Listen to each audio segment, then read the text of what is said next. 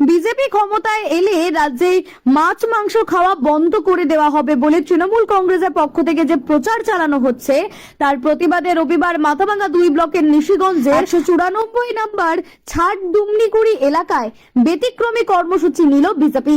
দলের উদ্যোগে আয়োজন করা হয় ঝালমুড়ি ও মাছ ভাত খাওয়ার অনুষ্ঠান।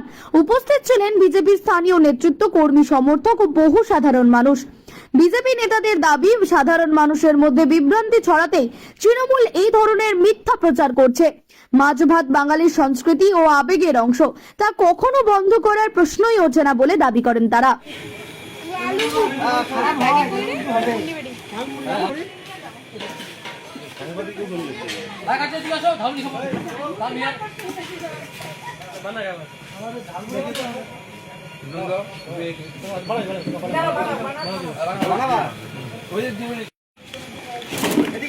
ভাই ফটোটা ভালো করে ফটোটা এদিকে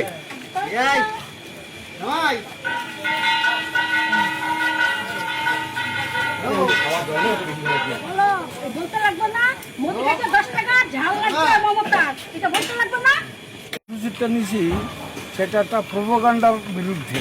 প্রোপাগান্ডাটা ছিল টিএমসির রটনায় ছিল যে বিজেপি জিতলে সব নিরামিষ ভুজি হবে, মাছ মাংস খাওয়া যাবে না এই বাংলায়।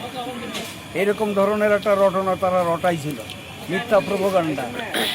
তার বিরুদ্ধে আজ আমাদের যে বিজেপি জিতছে, সেই বিজেপি জেতাতে আমরা আমাদের এই পাড়ার মা বোনদের নিয়ে প্রথম উদ্বোধন করতেছি আজকে, যে মাছ মাংস দিয়েই আমাদের এখানে।